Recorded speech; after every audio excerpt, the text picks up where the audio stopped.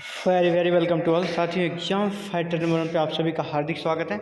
साथियों, एक तरह से कह सकते हैं कि BSUSC असिस्टेंट प्रोफेसर नियुक्ति प्रक्रिया पर भी एक सवालिया निशान उठ खड़ा हुआ है। एक्चुअली एक वाकया हुआ था भागलपुर के तिलका मांझी यूनिवर्सिटी में। ऐसी वाकया को लेकर जो बुद्धिजीवी वर्ग हैं उन्होंने भी ये कहा है और एक पेपर में काफ़ी प्रमुखता से इसे न्यूज के रूप में प्रकाशित किया गया है कि असिस्टेंट प्रोफेसर की जो चयन प्रक्रिया बिहार में चल रही है इसकी समीक्षा होनी चाहिए।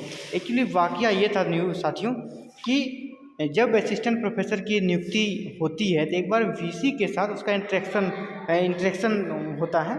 इसी इंटरेक्शन के दौरान अजीब तरह का वाकया और आश्चर्यजनक वाकया निकल कर आया है, जो कि 21वीं सदी में अगर कोई प्रोफेसर बन रहे हैं और उनके साथ उसके लिए इस तरह की बातें VC के द्वारा कही जाती है तो निश्चित ही ये मामला चिंतनीय है। देखिए वाकया क्या है, इसे मैं पढ़ के बताता हूँ।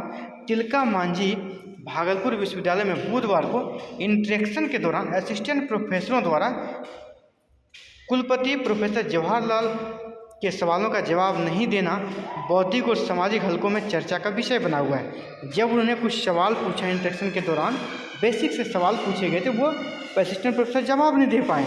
इसको लेकर शिक्षाविदों ने अलग अलग प्रतिक्रिया दी है। इसको लेकर तिलका मांझी यूनिवर्सिटी के कई पूर्व कुलपतियों ने भी, पूर्व कुलपति जो वर्तमान में है उसको तो हैं, पूर्व कुलपतियों के अलावा सेवानिवृत्त शिक्षकों ने चयन प्रक्रिया की समीक्षा कराने की बात कही, जिससे बेहतर लोग चयनित होकर विश्वविद्यालय की सेवा में आ सकें। और देखिए किसने कहा ये समीक्षा में, इन लोगों ने क्या क्या व्यक्त किया। प्रोफेसर LC शाह पूर्व कुलपति हैं तिलका मांझी यूनिवर्सिटी के, प्रोफेसर क्षेमेंद्र सिंह पूर्व कुलपति हैं तिलका मांझी के, इसी प्रकार प्रोफेसर बहादुर मिश्र हैं, इन्होंने भी इस मामले में कहा है।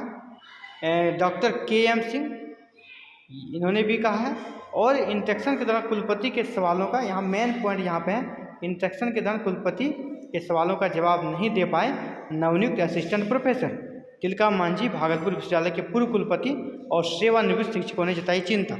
ये आज के पेपर में प्रमुखता से छापा गया है और ऐसा नहीं होना चाहिए। अगर आज के समय में आप असिस्टेंट प्रोफेसर नियुक्ति होते हैं तो निश्चय ही आपको बेसिक क्वेश्चन का आंसर तो आना चाहिए। देखिए यहाँ पर भी एक अलग पेपर है, इसमें भी आपका प्रमुखता से दिया गया है और इसमें तो साफ साफ क्वेश्चन क्या पूछा गया वो भी कहा गया। देखिए कुलपति ने पूछा साधारण सा सवाल, बेरोजगारी क्या है, तो असिस्टेंट प्रोफेसर ने जवाब दिया 20 साल से पढ़ाई से दूर हूँ सर।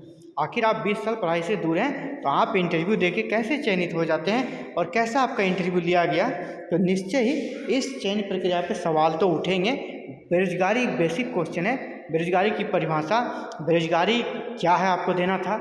इसके लिए बेरोजगारी के लिए अलग अलग विद्वानों ने क्या परिभाषा दी है, उस सब को कोट करते हुए आपको वर्तमान में बेरोजगारी की दर क्या है और अभी वो किस उच्चतम स्तर को छू गई है, इसके उपाय क्या, आपको सारे को एक सारगर्भित आंसर के रूप में सबमिट करना था, बताना था। डिलीवर आप नहीं कर पाए तो ये बहुत ही कैसे खेदजनक विषय है कि वो भी 21वीं सदी के असिस्टेंट प्रोफेसर आप नियुक्त हुए हैं, नए असिस्टेंट प्रोफेसर हैं। आपसे काफ़ी उम्मीदें हैं खासकर स्टूडेंट्स को और आम जनता को भी कि अब ये नए प्रोफेसर आए हैं, अच्छे पढ़ाएंगे। लेकिन आप देखिए एक साधारण से सवाल बेरोजगारी क्या है, उन्हें क्या कह दिया 20 साल पढ़ाई से दूर। अरे भाई 20 साल पढ़ाई से दूर हैं तो आप असिस्टेंट प्रोफेसर कैसे बन पा रहे हैं, आपने इंटरव्यू में कैसे सवालों को फेस किया। साधारण से देखिए इस न्यूज़पेपर में क्या दिया गया है, इस न्यूज़ को भी पूरा कवर करता हूँ, बताता हूँ। तिलका मांझी भागलपुर विश्वविद्यालय में बुधवार को विश्वविद्यालय सेवा आयोग से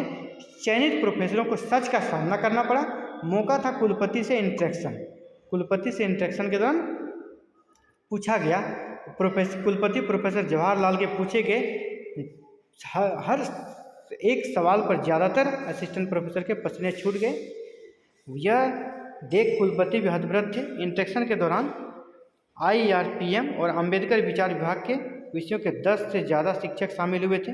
इस दौरान कुलपति ने एक शिक्षक से सवाल किया बेरोजगारी क्या है, और तो क्या कहा बेरोजगारी, तो उसने कहा कि इस पर शिक्षक ने सिर्फ इतना कहा बिहार और देश में बेरोजगारी बढ़ी हुई है, इसके आगे शिक्षक कुछ नहीं बोल सके। ये तो साधारण सा कोई भी जवाब है, बेरोजगारी बढ़ी हुई।